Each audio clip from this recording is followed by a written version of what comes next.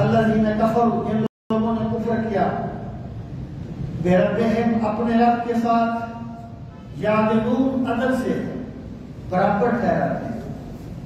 یعنی پھر بھی اس کے باوجود بھی جنہوں نے کفر کیا ہے وہ اپنے رب کے برابر ٹھہرا لیتے ہیں دوسروں کو. بلکہ آگے ذکر آئے گا کہ وہ عملی طور پر اپنے بتوں کو آگے کر دیتے ہیں اور اللہ تعالیٰ کی ذات کو پیچھے کر دیتے ہیں.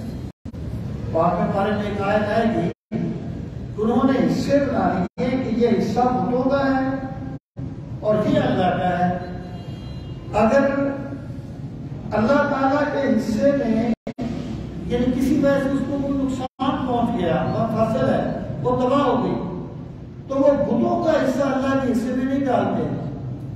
لیکن اگر اللہ والے حصے کو کوئی نقصان پہنچ جائے تو بتوں یعنی اگر بتوں والے حصے کو کوئی نقصان پہنچ جائے تو اللہ والا حصہ اس میں ڈال لیتے ہیں. یعنی عملی طور پر ان کا رویہ ہی ہے. اب یہاں پہ غور فرمائیں، ثم الذین کفروا بربہم یعدلون. پھر یہاں پر جو ہے نا ثم کا لفظ، یہ ویسے تو ہوتا ہے ترتیب و تاخیر کے لیے، یعنی تراخی. زید عمر بکر 3 بندے آئے ہیں، آپ نے کہا جا زید و بکر ثم عمر ثم اس. لیکن کبھی کبھی یہ اس معنی میں ہوتا ہے. لیکن ایک بندہ اپنے نافرمان بیٹے کو سمجھا رہا ہے کہ بھئی اس طرح ہو گیا، وہ کہتا ہے پھر میں تیرا باپ بھی ہوں. اس کا مطلب یہ نہیں ہے باپ کو بعد میں بنا ہے، اس کا مطلب ہے کہ ان چیزوں کے علاوہ میں تیرا باپ بھی ہوں، ان سب کے باوجود میں تیرا باپ بھی ہوں. تو یہ یہاں پر اس معنی ہے. اللہ تعالیٰ نے فرمایا کہ یہ سنت جس میں تم سکون کی نیند سو جاتے ہو، اور یہ نور یا روشنی جو تمہارے اسباب حیات کو برقرار رکھنے کا ذریعہ ہے، اور وہ زمین جس پہ تم چلتے ہو، جس میں اللہ نے تمہارا رزق رکھا ہے، اور وہ آسمان جو تم پر صاحبان کی طرح کر دیا گیا ہے، یہ سب کچھ تو اللہ نے پیدا کیا ہے. اس کے باوجود تم کیا کرتے ہو؟ تم اپنے بتوں کو اللہ کے برابر ٹھہرا دیتے ہو. اب ہم دیکھیں، مشرکین مکہ بھی یہ نہیں کہہ سکتے تھے کہ زمین کو ہمارے بتوں نے پیدا کیا ہے. ابھی واضح سی بات تھی، ابھی وہ نہیں تھے، وہ بھی نہیں تھے اور زمین تھی. وہ تم نے خود بنایا تھا. جب پہلے مشرک نے بت بنایا اس وقت بھی تو زمین تھی، آسمان تھا، ظلمت تھی، تاریکی تھی. یہ اس پر واضح دلیل ہے کہ یہ چیزیں تمہارے بتوں نے نہیں بنائی، اللہ نے بنائی ہیں. لیکن ان کی ناشکری دیکھو کہ چلتے رب کی زمین پر ہے، رزق اللہ کا کھاتے ہیں، لیکن بتوں کو اللہ کی خدائی میں شریک ٹھہرا دیتے ہیں اور برابر ٹھہرا دیتے ہیں. یعنی اللہ تعالیٰ نے اپنی نعمتوں کا ذکر کر کے انہیں توحید کی دعوت دی. اور اس کو کہتے ہیں مسلمات. یعنی وہ بھی یہ نہیں کہتے تھے کہ زمین کو ہمارے بتوں نے بنایا یا ہمارے بت اس میں شریک تھے، کہ جب پہلے شریک نہیں تھے تو بعد میں کیسے ہو گئے؟ جس خدا نے کائنات بنائی ہے وہ خدا چلا کیوں نہیں سکتا کائنات کو؟ یہ مسلمات کے تعلق کی شریک کرتے تھے. پھر فرمایا هو الذی خلقکم من طین. اس کا بھی کوئی انکار نہیں کر سکتا. هو الذی کو وہی تو ہے، خلقکم جس نے پیدا کیا تمہیں، من طین مٹی سے، جس نے تمہیں مٹی سے پیدا کیا. مراد یہ ہے کہ رب وہ ہے جس نے تمہیں مٹی سے پیدا کر کے یہ صلاحیتیں عطا کر دی، اور تمہیں مٹی سے پیدا کر کے اتنا حسن و جمال عطا کر دیا کہ تم کائنات کی بہترین مخلوق بن گئی جو ہماری دنیا میں تمہیں نظر آتی. اچھا، اب یہ جو ہے کہ تمہیں مٹی سے پیدا کیا، اس سے کیا مراد ہے؟ ظاہر یاد اس سے مراد یہ ہے حضرت آدم کو مٹی سے پیدا کیا گیا، اور چونکہ باقی لوگ حضرت آدم کی اولاد ہیں اس لیے گویا وہ بھی مٹی سے پیدا کیے گئے. خلق کم تمہیں مٹی سے پیدا کیا گیا. اور دیکھیں نا مسلمان کہتے ہیں کہ یار وہ مغلیہ خاندان کی حکومت. اب مغلیہ خاندان کا ہر بندہ تو بادشاہ نہیں تھا, ان میں سے کوئی تھا نا, لیکن منسوخ کر دیتے ہیں پوری قوم کی طرف. کسی طریقے سے یہاں بھی اس اسلوب کو اختیار کیا. اور پھر یا اس کا مطلب یہ ہے کہ انسان کا جو مادہ خلق ہے جس سے انسان پیدا ہوتا ہے, مولا علی فرماتے تھے جس کی اصل ایک پانی کا قطرہ ہے اور جس نے پھر مٹی میں مل جانا ہے وہ کس چیز پہ تکبر کرتا ہے. تمہیں مٹی سے پیدا کیا, مراد یہ ہے تم تو جو تمہارا مادہ خلق ہے وہ خوراک سے بنتا ہے اور خوراک مٹی سے پیدا ہوتی ہے. گویا تمہیں اللہ نے مٹی سے پیدا کیا. مراد یہ ہے کہ اس رب کی عظمت کو سمجھو جس نے مٹی میں سوچنے سمجھنے بولنے کی صلاحیتیں رکھتی ہیں. جو گوشت کے لوچنے کو بولنا سکھاتا ہے, سننا سکھاتا ہے, دھڑکنا سکھاتا ہے, جذبات احساسات دے دیتا ہے, اسی مٹی کے مختلف تعلق میں کرتا ہے. تو فرمایا والذی خلقکم من طین. اور بندہ جو ہے نا اگر کبھی اپنی اصلیت پہ غور کرے اسے سمجھ آئے کہ میرا رب کتنا کریم ہے. اللہ تعالیٰ نے فرمایا یا ایھا الانسان ما غرک بربک الکریم الذی خلقک فسواک فعدلک فی ای صورۃ ما شاء رکبک. اے انسان تجھے کس چیز نے تیرے کریم رب سے غافل کر دیا. بندہ جو ہے نا جو اچھا بندہ ہے, احسان فراموش نہیں ہے, زندگی میں اس پہ کوئی احسان کرتے نا بندہ وہ پوری زندگی اس کے سامنے بچ جاتا ہے. لیکن جس رب نے تجھے اتنا نواز دیا کہ تم اس کی نعمتوں کا شمار نہیں کر سکتے, اگر بندے کے پاس اسی رب کو سجدہ کرنے کے لیے وقت نہ ہو تو بندے کو اپنے رویوں پہ غور کرنا چاہیے. فرمایا یا ایھا الناس یا ایھا الانسان ما غرک بربک الکریم الذی خلقک, جس نے تجھے بنایا تھا, فسواک, پھر تیرے اعضاء کو درست کیا تھا, فعدلک, پھر تجھے برابر کیا تھا, تیری ناک کو 2 فٹ لمبا نہیں کر دیا تھا, تیرے کان کو 2 فٹ چوڑا نہیں کر دیا تھا ورنہ تیری شکل بڑی بھدی ہو جاتی. اس نے تجھے ایسا بنا دیا جس سے بہتر کا کوئی سوچ بھی نہیں سکتا. بندے کبھی غور کر تیرے رب نے کتنا کرم کیا. تو اللہ تعالیٰ نے یہاں پر اس چیز کو ایسا الحمدللہ, یہ خبر بھی ہے یہ حکم بھی ہے, یہ خبر بھی ہے یہ حکم بھی ہے. اس کو آپ منطبق کرتے جائیں جیسے بھی کرنا ہے. فرمایا والذی خلقکم من طین, جس نے تمہیں پیدا کیا مٹی سے. ثم قضا اجلا, قضا کا معنی ہے فیصلہ کر دینا. ثم قضا, پھر اس نے فیصلہ کر دیا. ویسے قضا کا لفظ قرآن میں 5 معنی میں استعمال ہوا ہے, یہاں اس کا معنی فیصلہ کر دیا. پھر اس نے فیصلہ کر دیا اجلا, ایک مدت کا, وَأَجَلٌ مُّسَمًّى, اور ایک مدت کہی گئی. سما مسمی تسمیہ نام رکھنا, اس سے نام مسمہ فلاں فلاں, اور ایک مدت رکھ دی کہی گئی انہم, جو اس کے پاس ہے. ثم انتم تمترون, پھر تم ہو شک کرنے والے رب کی قدرتوں میں. تمترون شک کرنے, تیرا شک. اب ذرا اس آیت میں ہوتا ہے دیکھیں توحید کا جو راز ہے نا وہ بندہ اپنی بے بسی میں پاتا ہے. جس بندے نے اپنی بے بسی کو سمجھ لیا نا اس نے رب کی عظمت کو سمجھا.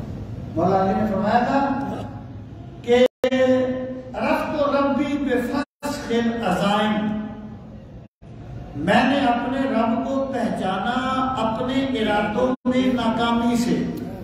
مطلب کیا ہے, ایک کام ہے, اسباب نہیں ہے, میں کہتا ہوں نہیں ہوگا, وہ ہو جاتا ہے.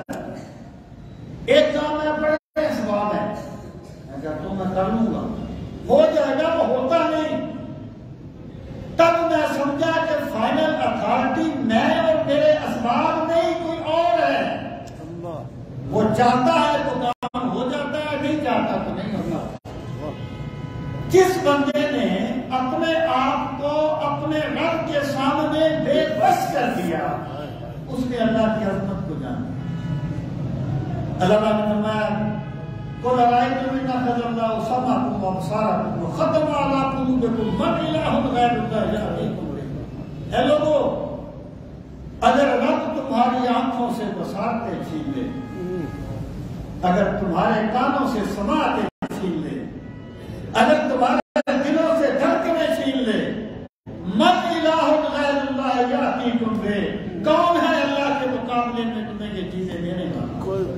جب بندہ یہ سمجھ لے نا کہ میں چلتا ہوں اپنی طاقت سے نہیں چلتا، رب کے کرم سے چلتا ہوں. میں دیکھتا ہوں اپنے وجود سے نہیں، رب کے کرم سے دیکھتا ہوں. سنتا ہوں خود نہیں، رب کی عطا سے سنتا ہوں. تو بندہ اللہ کے سامنے بچ جاتا ہے. کیا بات ہے. شیخ سعدی نے کہا تھا کہ بندے جب تو ایک سانس لیتا ہے نا، ایک سانس، تو تیرا رب تجھ کے 2 کرم فرماتا ہے، تب تو ایک سانس لیتا ہے. اگر تیرے وجود سے گندی ہوا باہر نہ آئے تو غیر جو نقصان دیتی ہے، رک جائے تو کسی کا سانس روک دے تو بندہ مرتا ہے، بندہ مر جائے. اگر غیر سے پاکیزہ ہوا تیرے اندر میں جائے تو تو مر جائے. تو ایک سانس تب لیتا ہے جب تیرا رب تجھ پہ 2 مرتبہ کرم فرماتا ہے. تجھ پر لازم ہے کہ ہر سانس میں 2 مرتبہ اپنے رب کا شکر ادا کرے. یہ ہے انسان کی بے بسی. اب اس آیت میں اور انسان کی بے بسی کو بیان کیا. پہلے کیا تو پیدا نہیں ہوا تھا، تجھے رب نے پیدا کیا تھا. اور کس سے پیدا کیا تھا؟ مٹی سے. اور پھر تجھے ایسا بنا دیا اس نے مٹی سے پیدا کر کے، لقد خلقنا الانسان فی احسن تقویم. ہم نے انسان کو بہترین ساخت پر پیدا کیا. اور پھر کیا؟ تو پیدا ہو گیا، تیرے پاس بڑا اختیار آ گیا. ہم نہ ہوں تو زمانے کی نبض رک جائے، امیر وقت کے سینے میں ہم دھڑکتے ہیں. یہ انسان کا خیال ہے. زمانے کی دم سے چلتی رہتی ہیں. کائنات کسی کی محتاج نہیں ہے.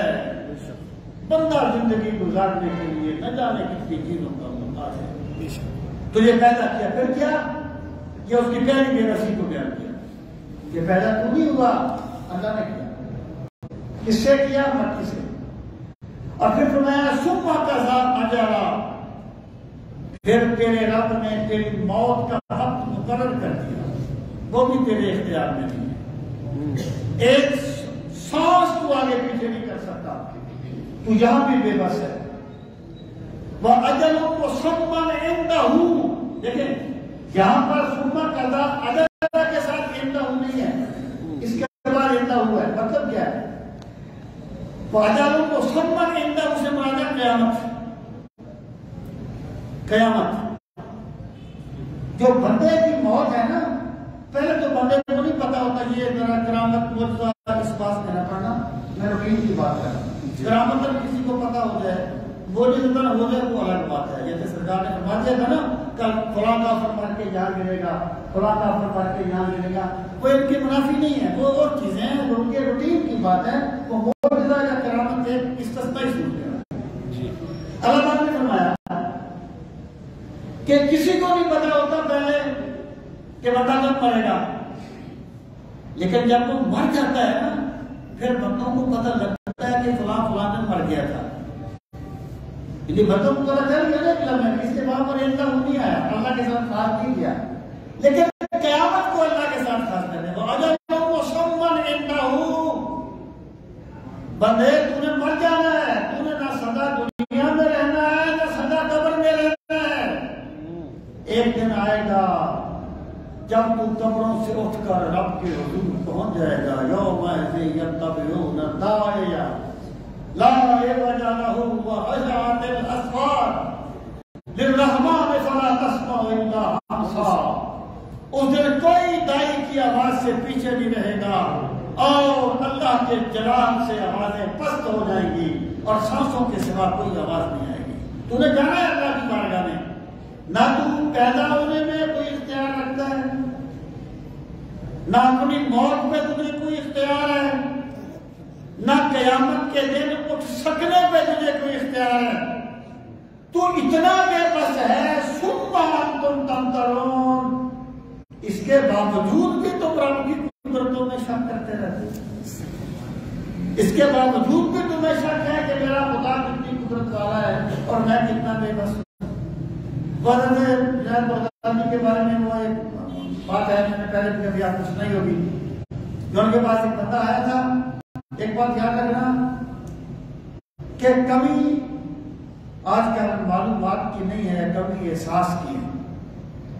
بندہ جو جانتا ہے نا اسے اپنے اوپر طاری کر لے تو ہر بندہ علامہ ہے. اگر اپنے اوپر طاری نہیں کرے گا پھر کتابوں کے بڑے بڑے ذخیرے بھی اس کو علم حقیقی نہیں دیں گے. کر جو تو حرف لا الہ کچھ بھی نہیں رکھتا. فقیہ شہر کام ہے لغت ہائے حجازی کا. جب دل میں بات اتر جائے تو پھر چھوٹی بات بھی بہت بڑی بات. تو اس بندے ایک بندہ آیا آپ کے پاس, کہنے لگا حضرت میں گناہ کرتا ہوں چھوڑ نہیں سکتا. ہوتا نا بندہ کہتے ہیں میں نماز پڑھنے کا ارادہ کرتا ہوں پڑھی نہیں جاتی, یا تہجد پڑھنے کا سوچتا ہوں پڑھی نہیں جاتی. بندہ کہتا ہے نا اس کی کیا میں اصل میں تو یقین میں کمی ہوتی ہے. لیکن حضرت جناب بغدادی نے اس کو سمجھایا. آپ نے فرمایا اچھا اگر تو گناہ نہیں چھوڑ سکتا نا تو خدا کے دیکھتے ہوئے گناہ نہ کیا, اللہ کے دیکھتے ہوئے گناہ نہ کیا. اس نے کہا اللہ تو ہر جگہ دیکھتا ہے. فرمایا اچھا جب تو گناہ کرے تو پاک رب کی پاک دھرتی پہ نہ کیا. اس نے کہا دھرتی پہ ہے اس. کہا جب تم نے گناہ کرنا ہو تو پھر رب کا رزق نہ کھایا کر. اس نے کہا رزق بھی اللہ کا ہے. اور فرمایا اچھا جب تیری موت کا وقت آئے نا اس وقت کیا دینا فرشتے سے کہ ابھی میرا مرنے کا پروگرام نہیں. انہوں نے کہا جی میری کون سنے گا یار فریقہ پتہ اردو لکسی یہ تو چڑی جا رہی ہے. اس نے کہا کون سنے گا میری. اور میں ٹھیک ہے. جب قیامت کے دن اللہ کی آواز آئے نا, اللہ کا منادی بلائے کہ لوگوں آؤ رب کی بارگاہ میں حساب کتاب کے لیے, اس وقت کہنا میں نہیں آنا چاہتا. کہنے لگا ارے فرشتے مجھے مارتے ہوئے لے جائیں گے. فرمایا پھر تو خود سوچ کہ اتنا بے بس ہے کہ اپنی موت کو ایک لمحے کے لیے پیچھے نہیں کر سکتا. جب قیامت کے دن اللہ بلائے گا کہ لمحے کے لیے پیچھے نہیں رہ سکتا, اتنا بے بس ہے, تو پھر رب کے دیکھتے ہوئے رب کا رزق کھا کر اس کی بات دھرتی پہ گناہ کرتا ہے, کیسے کرتا ہے. اس نے کہا حضرت بس میرے دل میں بات اتر گئی. تو میں یہ عرض کرنا چاہتا ہوں طاری کرنے کی بات ہوتی ہے. تو اللہ بات فرماتا ہے تمہیں پیدا کیا تم بے بس, تمہاری موت کا وقت رکھ دیا تم بے بس, پھر تمہیں قیامت کے دن زندہ کیا جائے گا تم بے بس. ثم انتم تمترون. اس کے باوجود بھی تم اللہ کی قدرت میں شک کرتے ہو. اس کے باوجود بھی تم اللہ تعالیٰ کی طاقت میں بھی شک کرتے ہو. وَهُوَ اللَّهُ فِي السَّمَاوَاتِ وَفِي الْأَرْضِ. وہ وہی ہے, وَهُوَ اور وہ وہی ہے اللہ اللہ فی السماوات تمام آسمانوں میں, وفی الارض اور تمام زمینوں میں. یعنی اللہ کے سوا ہے بھی کوئی نہیں. یہ بھی ایک اسلوب ہے. دیکھیں نا وہ کہتے ہیں نا کہ وہ بندہ ایک کوئی جنگل میں کوئی شیخ تھا، کوئی اس کا مرید تھا، وہ عبادت کر رہے تھے، تو بڑی عرصہ عبادت کرتے رہے جنگل میں۔ ایک دن اللہ کی طرف سے آواز آئی، ہمیں تمہاری کوئی عبادت قبول نہیں۔ تو شیخ نے پھر نیت، وہ جو مرید تھا وہ جا کے دیکھ لیا، اس نے کہا فلاں سے کہا کیوں لیٹ گیا؟ اس نے کہا اتنی ہم نے عبادت کی، وہ کہتا ہے کہ قبول ہی نہیں ہے، پھر کیا فائدہ کرنے کا؟ انہوں نے کہا بیٹا اگر تو اس کے سوا کوئی اور بھی ہوتا نا پھر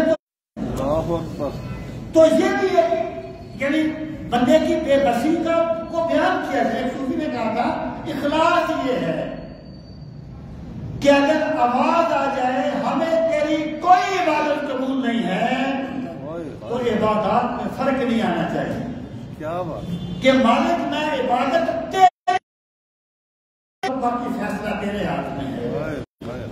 اچھا ہے دل کے پاس رہے پاسبان آ کر، لیکن کبھی کبھی اسے تنہا بھی چھوڑ دے، باعث کمال ترک سے ملتی ہے یا مراد، دنیا جو چھوڑ دی ہے تو عقبہ بھی چھوڑ دے۔ یہ اس مقام پہ کہا ہے ہم کرے اور ایسا طریقہ اختیار کر لے کہ اللہ کو پتہ نہ چلے، ایسا نہیں۔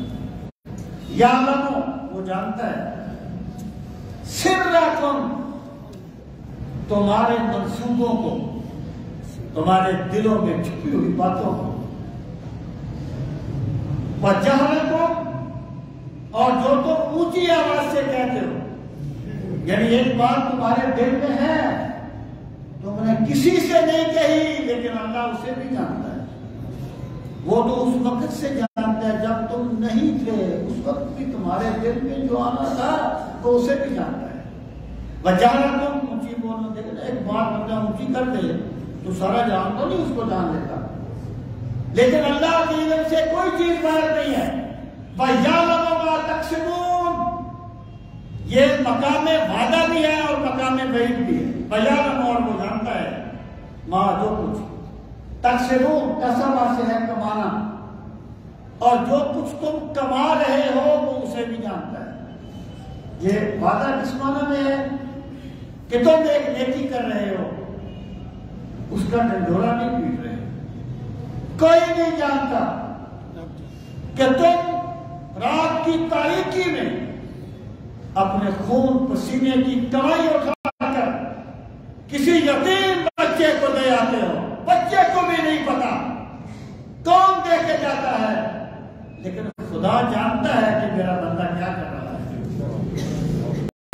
وہ جانتا ہے جو مخفی ہے تمہارا، کوئی نہ جانے، وہ جانتا ہے۔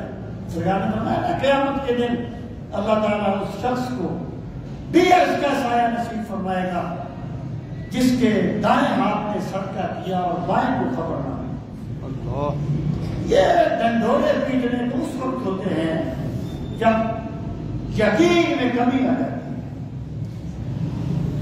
اور فرمایا وَيَعْلَمُ مَا تَكْسِبُونَ یہ مقام وعدہ ہے کہ تم جو بھی نیکی کرتے ہو اللہ سے جانتا ہے، اللہ تعالیٰ سے جانتا ہے۔ زیادہ کہتے ہیں نا کہ جب آپ نے مدائن کو فتح کیا، ایک رات کا وقت تھا، ایک سپاہی امیر لشکر کے خیمے میں آیا، اسے بادشاہ کا تاج ملا تھا، ہیرے جواہرات سے منقش، چادر میں لپیٹ کے بادشاہ کے وہ امیر لشکر کے خیمے میں لے کے آ گیا۔ جب اس کو کھولا تو ہیروں کی چمک سے خیمہ روشن ہوا، تو بادشاہ نے کہا تیرا کیا نام ہے؟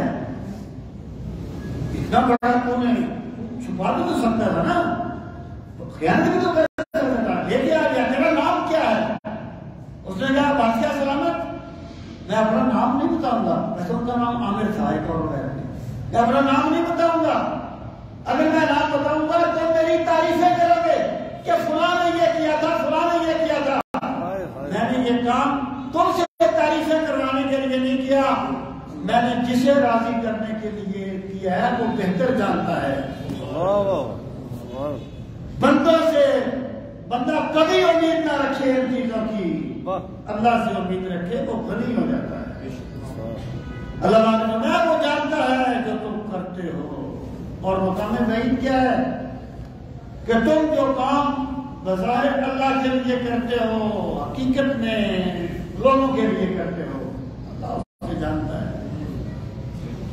تم جو محفل میں بڑے صاحب اخلاق ہوتے ہو اور تنہائی میں مجسم شیطان بن جاتے ہو، اللہ اسے بھی جانتا ہے۔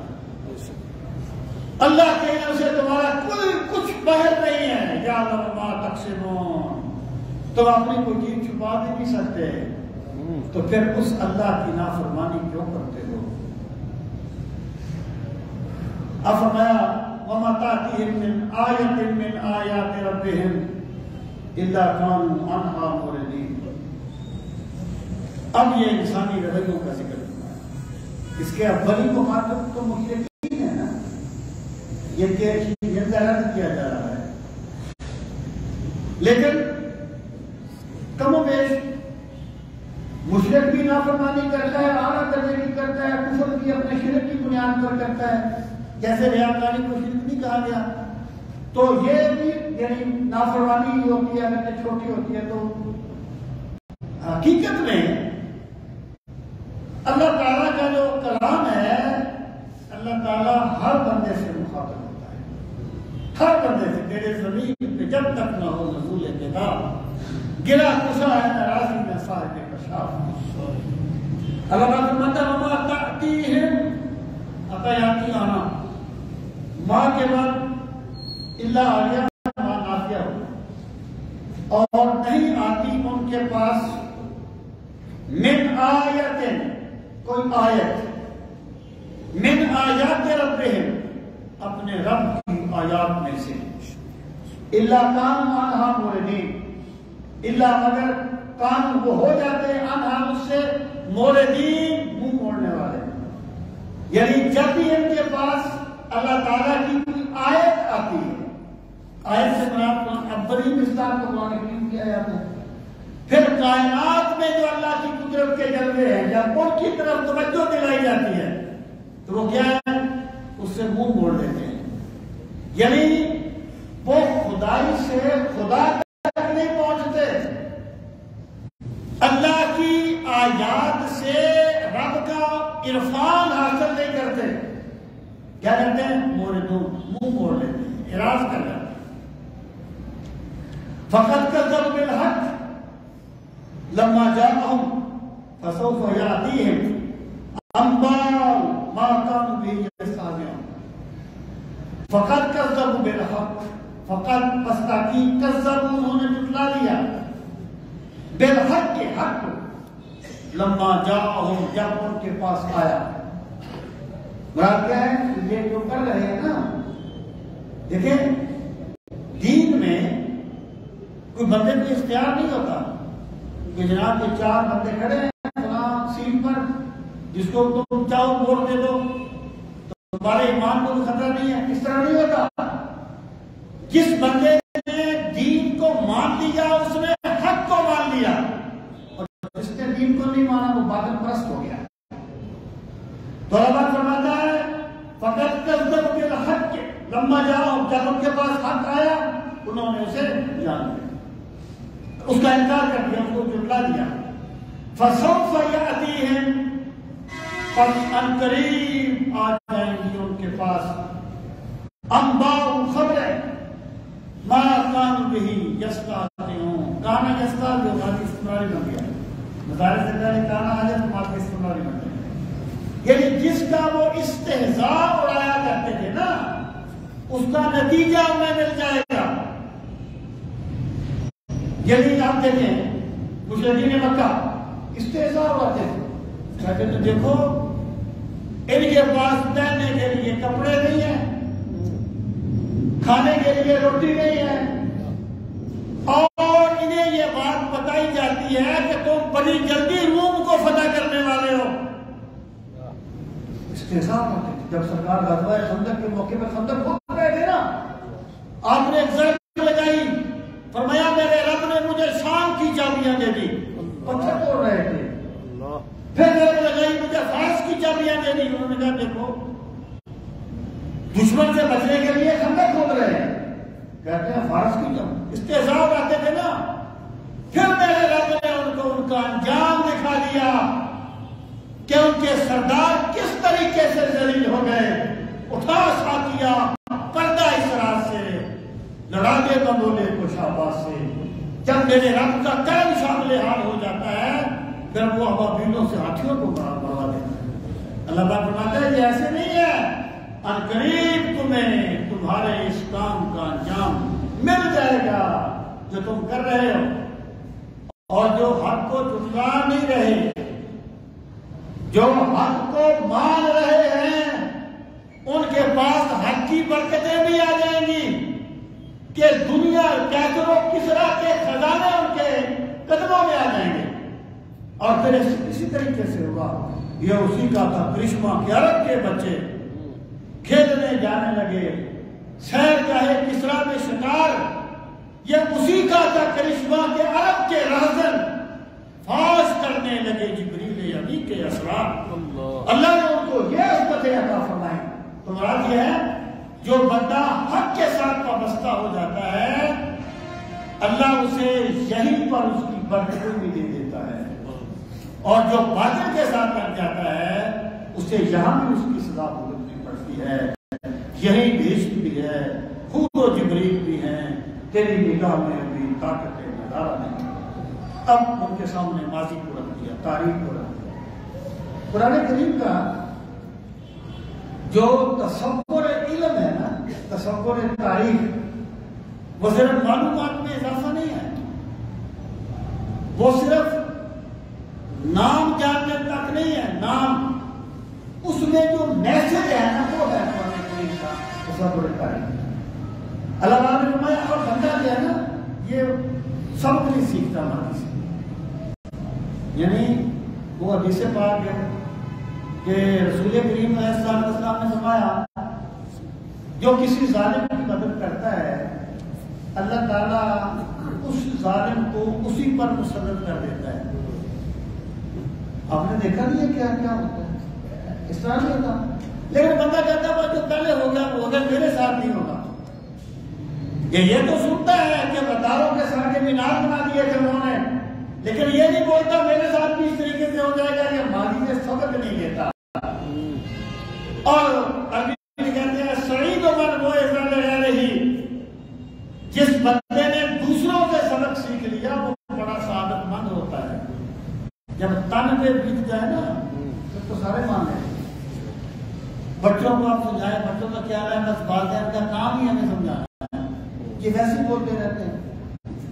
استادوں کا کام ہی ہے جب تن پہ بیت دے گے ہاں میرا استاد صحیح کہتا تھا، اس وقت پانی ہاتھ سے گزر چکا ہو۔ الگ کرو کیا انہوں نے نہیں دیکھا، یا دیکھنے سے مراد کیا بصیرت سے دیکھا۔ اب ظاہر ہے قوم نوح تباہ ہوئی تو دیکھ کو نہیں رہے گا نا، کبھی کبھی دیکھنا جو ہے نا وہ دل سے دیکھنے کے مانا جاتا ہے۔ آپ کہتے ہیں میں نہیں دیکھتا کہ یہ کام چلے گا، میں نہیں دیکھتا کہ یہ بندہ چل پائے گا، یہ ہوتا ہے۔ الگ کرو کیا انہوں نے نہیں دیکھا، کم اہلکنا کتنی ہی ہم نے ہلاک کر دی، میں قبل ہے ان سے پہلے، میں کرنے کرنا ہوتا ہے ملنا، احترام۔ تو ایک جنریشن اس کا معنی ایک صدی بھی کیا گیا ہے، یا ایک نسل، یعنی ایک ہمارے پردادا کی نسل تھی، پھر دادا کی آ گئی، پھر والد کی آ گئی، یہ ہوتی ہے ایک کرن۔ کتنے ہی کرنوں کو، کتنی ہی نسلوں کو ہم نے تباہ کر دیا۔ مت کرنا ہم فی الارض، ہم نے انہیں زمین میں بڑا غلبہ عطا کیا۔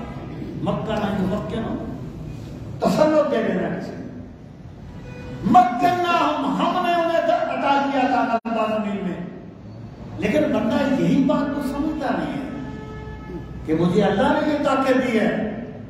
بندہ سمجھتا ہے میں نے بڑی محنت کی ہے اس لیے میں یہاں پہنچا، میں نے بڑا میں شہید ہوں اس لیے میں یہاں پہنچ گیا ہوں۔ بندہ بھول جاتا ہے کہ مجھے محنت کے مواقع بھی رب نے دیے ہیں اور مجھے ذہانت بھی میرے رب نے دی ہے، جو کچھ بھی ہے مجھے میرے رب نے دی ہے۔ اس سر کو یہ رتبہ بھی تیرے گھر سے ملا ہے، اس سر کو یہ رتبہ بھی تیرے گھر سے ملا ہے۔ اور حق یہ ہے کہ یہ سر بھی تیرے در سے اور لوگوں کو ملا ہے تو مقدر سے ملا ہے، مجھ کو تو مقدر بھی تیرے در سے مکنہ، ہم نے انہیں غلبہ دیا تھا زمین میں، ما لم نمکن لکم، جو ہم نے تمہیں اتنا غلبہ نہیں دیا جتنا ان کے پاس تھا نا اقتدار تسلط، وہ تمہارے پاس نہیں ہے قریش مکہ، تمہارے پاس نہیں ہے۔ اور پھر کیا تھا؟ وَأَرْسَلْنَا السَّمَاءَ عَلَيْهِمْ مِدْرَارًا، سما یہاں پر بارش کے معنی ہے، اوپر سے برس گیا بارش۔ وَأَرْسَلْنَا، اور ہم نے بھیجی السماء، بارش علیہم ان پر، مدرارا، موسلادھار بارش ہم نے برسائی، ہم نے انہیں موسلادھار بارش دی۔ وَجَعَلْنَا الْأَنْهَارَ، اور ہم نے نہریں بنا دی، تجری من تحتہم، جو بہتی تھی ان کے نیچے، جو نہریں بہتی تھی۔ پھر کیا ہوا؟ فَأَهْلَكْنَاهُمْ، بس ہم نے انہیں ہلاک کر دیا، تجری من تحتہم، ان کے نیچے نہریں بہتی تھی، فَأَهْلَكْنَاهُمْ، بس ہم نے انہیں ہلاک کر دیا۔ جو خدا دے سکتا ہے وہ لے بھی سکتا ہے، انہیں ہم نے غلبہ دیا، وہ بھول گئے، ہمیں کس نے دیا؟ سرکشی میں آ گئے۔ فَأَهْلَكْنَاهُمْ، پھر ہم نے انہیں ہلاک کر دیا۔ کیوں ہلاک کر دیا؟ بِذُنُوبِهِمْ، ان کے گناہوں کے سبب۔ یعنی جو بندہ یہ کہتا ہے کہ قوموں کی تباہی بس ایک یعنی اسباب کے ساتھ تھی، اس میں کوئی ایمان کفر کا دخل نہیں تھا، او بھائی قرآن کریم بار بار اس چیز کو بیان کرتا ہے کہ ہم نے انہیں غرق کر دیا، ہلاک کر دیا ان کے گناہوں کے سبب۔ لیکن یہ دنیا تو عالم اسباب ہے نا، یہاں جب کسی قوم کو تباہ کیا جائے گا کوئی نہ کوئی سبب تو بنے گا نا، بارش آئے گی، طوفان آئے گا، کچھ نہ کچھ تو ہوگا نا۔ تو وہ ظاہری سبب ہے، حقیقت میں تباہ کرنے والا میرے رب کی ذات ہے، ان کے گناہوں کے سبب ہم نے انہیں ہلاک کر دیا۔ وَأَنشَأْنَا مِن بَعْدِهِمْ قَرْنًا آخَرِينَ، اور ہم نے پیدا کر دی ان کے بعد دوسری نسلیں۔ ہم محتاج نہیں ہیں بندوں کے، ہم ایک قوم کو لے جا کے دوسری قوم کو آباد کر دیں۔ بلو نزلنا علیک کتابا فی قرطاس، اب یہ ان کے ایک شبہ کا ازالہ ہے۔ شبہ کیا مطلب؟ یہ جو ہیلے بہانے کرتے تھے۔ بلو نزلنا، اگر ہم اتارتے علیک آپ پر کتابا، کتاب فی قرطاس، قرطاس کاغذ کو کہتے ہیں، کاغذ، قرطاس کے ٹکڑے پر ایک لفظ لکھا میں نے، اس لفظ کی خوشبو سے قرطاس معطر ہے، اس لفظ کی کرنوں سے قرطاس منور ہے، وہ لفظ محمد ہے، وہ لفظ محمد ہے۔ قرطاس، اگر ہم کاغذ میں یہ آتا ہے، قرآن کیسے گزرتا تھا کہ فرشتہ آ گیا، جبریل آ گیا، یا جبریل کا تعلق قرآن میں غیب سے ہے، وہ نہیں دیکھتے تھے، وہ کہتے تھے ہم کیوں نہیں دیکھتے کہ بھائی فرشتہ آتا ہے، ہم کیوں نہیں دیکھتے کہ قرآن آتا ہوتا ہے؟ اللہ تعالیٰ فرماتا ہے اگر ہم قرآن کریم کو ایک کاغذ میں لکھا ہوا پاتے فَلَمَسُوهُ بِأَيْدِيهِمْ، فَاقَصْ لَمَسَا، مس کرنا، لَمَسُو، وہ مس کرتے وہ اسے، بِأَيْدِيهِمْ، اپنے ہاتھوں سے، وہ دیکھ بھی لیتے کہ یہ کاغذ ہے، مین نہیں ہے، کاغذ ہے، اس پر لکھا ہوا قرآن اترا ہے۔ لَقَالَ الَّذِينَ كَفَرُوا، تو یقیناً کہہ دیتے وہ لوگ جنہوں نے کفر کیا، یعنی کفر پر جو ڈٹے ہوئے، جو کفر پر ڈٹے ہوئے ہیں، یہ کہہ دیتے، کیا کہہ دیتے؟ ان ھذا الا سحر مبین، ان ھذا، یہ نہیں ہے، الا مگر سحر مبین، واضح جادو، یعنی پھر وہ یہ کہہ دیتے جادو ہے، انہوں نے ماننا جو نہیں ہے، اور ماننے کا تعلق طلب کے ساتھ ہوتا ہے، دلیل کے ساتھ نہیں ہوتا۔ ورنہ حضرت ابراہیم پر نمرود بھی ایمان لے آتا جب آگ گزار کر گئی تھی، نہیں مانتا، وہ ماننا چاہتا نہیں تھا، تو پھر بھی یہ کہہ دیتے کہ یہ پورا جاتا ہے۔ فَقَالُوا لَوْلَا أُنزِلَ عَلَيْهِ مَلَكٌ، اور وہ کہتے ہیں ہم پر فرشتہ کیوں نہیں اتارا گیا آپ پر، یعنی وہ کہتے تھے کہ ایسا کیوں نہیں ہے کہ آپ کے ساتھ فرشتے جاتے؟ اب فرشتے تو پتہ نہیں کتنے ہوتے ہوں گے سرکار کی خدمت میں، ان کا سوال غیر کے ساتھ تھا نا، وہ کہتے تھے ہم کیوں نہیں دیکھتے کہ فرشتے تمہارے ساتھ جا رہے ہیں؟ اللہ تعالیٰ فرماتا ہے وَلَوْ أَنزَلْنَا مَلَكًا، اگر ہم اتارتے فرشتہ، اس کے آگے اسباب بیان کیے کہ ہم نے فرشتے کیوں نہیں اتارے، جس طریقے سے تم کہتے ہو وَلَوْ أَنزَلْنَا مَلَكًا، اگر ہم اتار دیتے فرشتہ لَقُضِيَ الْأَمْرُ، تو پھر تو معاملہ ہی تمام ہو جاتا۔ اگر غیب کا پردہ اٹھا دیا جائے پھر تو نہ ماننے والوں کو تباہ کر دیا جاتا ہے۔ تو یہ اللہ کا ایک ضابطہ ہے کہ وہ غیب کے پردے نہیں اٹھاتا، غیب کو غیب رکھتا ہے تاکہ بندوں کا امتحان ہوتا رہے۔ لَقُضِيَ الْأَمْرُ، پھر تو فیصلہ بھی تمام ہو جاتا ہے۔ ثُمَّ لَا يُنظَرُونَ، پھر انہیں مہلت نہ دی جاتی۔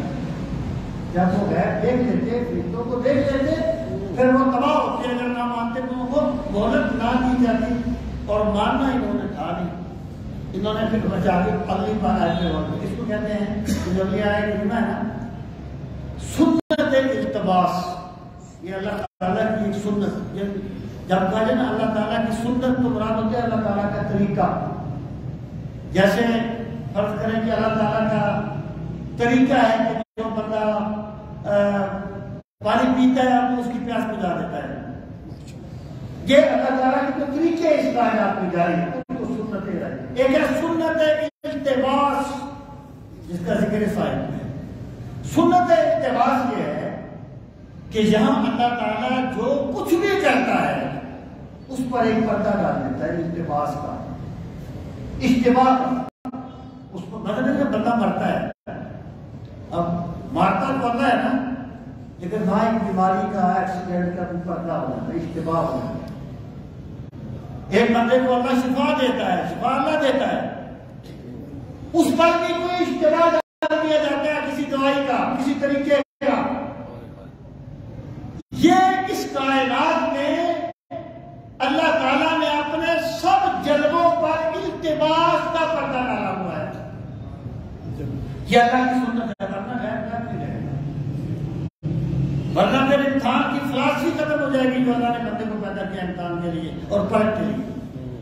ارشاد فرمایا وَلَوْ جَعَلْنَاهُ مَلَكًا، اگر ہم بنا دیتے اسے فرشتہ، یعنی اس رسول صلی اللہ علیہ وسلم کو بھی اگر ہم فرشتہ بناتے یا فرشتے ہوتے لَجَعَلْنَاهُ رَجُلًا، جب تم نے بھیجتے نا، اگر رسول فرشتہ بھی آتا نا لَجَعَلْنَاهُ رَجُلًا، پھر اسے بھی ہم مرد بنا کے بھیجتے۔ یہ اگر فرشتہ بھی آتا تو وہ بھی مرد کے روپ میں آتا، کیوں؟ پھر کیا ہوتا؟ بدل بسنا، اور یقیناً ہم اشتباہ میں ڈال دیتے علیہم، ان پر ما یلبسون، جس میں یہ اب پڑے ہوئے ہیں۔ یعنی بھئی یہاں پر تو جو بھی کام ہوگا وہاں اللہ کی سنت ہے کہ وہ ایک اشتباہ ضرور ڈالتا ہے۔ یہاں پر اگر اللہ تعالیٰ کے پیغمبر تشریف لاتے ہیں ان پر بھی ایک اشتباہ ہوتا ہے کہ ہم میں سے ہیں، ہم ہمارے قبیلے میں سے ہیں۔ اگر اللہ تعالیٰ کوئی بھی یہاں پہ کام کرتا ہے اس پر ایک پردہ ہوتا ہے، یہ اللہ کی سنت ہے۔ تو اگر ہم رسول کو بھی، کسی فرشتے کو بھی رسول بنا کے بھیج دیتے تو اسے بھی آپ بھیجتے بچنے کا حالت نہیں، اور پھر تم اسی اجتماع میں پڑ جاتے کہ اسی اجتماع میں آپ پڑے ہوئے۔ مطلب کیا ہے کہ اپنی ان حجت بازیوں کو چھوڑو اور کبھی تصور کو کرو کہ جو ذات تم میں رہی اور کبھی اس کا قدم غلط سمت میں نہیں اٹھا، کبھی ان کی زبان سے غلط لفظ نہیں نکلا، جو تمہارے معاشروں کے سمندر کراس کر گئی لیکن ان کے دامن پہ کوئی داغ نہیں لگا، تمہیں ماننا پڑے گا کہ خود نہیں چلتا، اسے رب چلا رہا ہے۔ ورنہ اگر ہم فرشتے کو بھی بھیجتے تو انسان بنا کے بھیجتے پھر جو اس کی قرآن پڑھ دیتے. پھر فرمایا فَلَا كَدِسْتُهْزِئَ بِرُسُلٍ مِّن قَبْلِكَ، یہ سرکار کو تسلی دی، اہل ایمان کو تسلی دی. وَلَكَدْ تَأْتِيكُمْ اسْتُهْزِئَ، اس کے اعزاز اڑایا گیا. مذاق کیا ہے؟ رسولوں کا من قبل کا، آپ سے پہلے اے نبی صلی اللہ علیہ وسلم، آپ سے پہلے بھی جب اللہ کے رسول آئے تھے نا، انہوں لوگوں نے اس طریقے سے مذاق کیا. فَحَاقَ بِالَّذِينَ سَخِرُوا، حاقہ یہی کو ہوتا ہے گھیر لینا، احاطہ. پس گھیر لیا بالذین، ان لوگوں کو جنہوں نے سخروا مذاق کیا تھا، منہم ان میں سے، ما کانوا بہ یستہزئون، جس کا وہ مذاق اڑایا کرتے تھے. جن چیزوں کا وہ مذاق اڑایا کرتے تھے نا، وہی چیزیں ان کے لیے اللہ کا عذاب بن گئی اور انہیں تباہ و برباد کر دیا گیا. اس لیے لوگوں ان حجت باتوں کو چھوڑو اور اس اللہ کے رسول کی پیروی کرو، اس قرآن کی دعوت فرماؤ. اللہ تعالیٰ ہم سب کو قرآن مجید کا فہم صحیح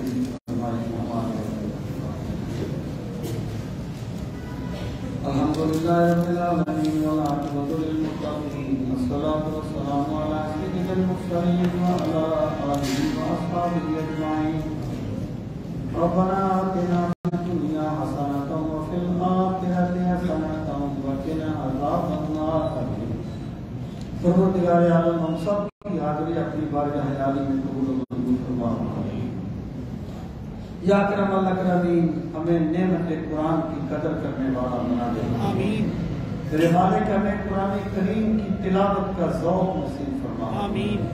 فہم قرآن کو سمجھنے کے لیے ہمیں شرح صدر کی نعمت سے نواز. آمین. یا اکرم الاکرمین، قرآن مجید کی بے پناہ برکتوں کا واسطہ تمام دکھیوں کے دکھ دور فرما. آمین. تمام پریشان حالوں کی پریشانیاں دور فرما. آمین. تمام بیماروں کو شفائے کاملہ و واجدہ نصیب فرما. آمین. جمیع مومنین مومنات اس جہان سے چلے گئے، حاضرین مجلس کے جتنے بھی عزیز و اقارب دنیا سے چلے گئے، سب کی مغفرت فرما، سب کے درجات کو بلند فرما. یا اکرم الاکرمین، قرآن مجید کے انوار و تجلیات کا واسطہ ہمارے تاریخ دلوں کو منور فرما. میرے مالک ہماری قبروں کو بھی منور فرمانا، ہمیں قیامت کی تاریکیوں میں بھی قرآن مجید کا نور نصیب فرمانا. یا اکرم الاکرمین، جو تیرے بندے تیری پاک کتاب کی محبت میں وقت دیتے ہیں، میرے مالک ان کی حاضری کو شرف قبولیت عطا فرما. میرے مالک ان کے وقت میں برکتیں عطا فرما، رزق میں برکتیں عطا فرما، جان مال میں برکتیں عطا فرما. صلی اللہ تعالی علی خیر خلقہ منور عرشہ وزینت خلقہ محمد وعلی آلہ واصحابہ اجمعین. آمین برحمتک یا اللہ. اللہ پر سب کو جزائے خیر دے.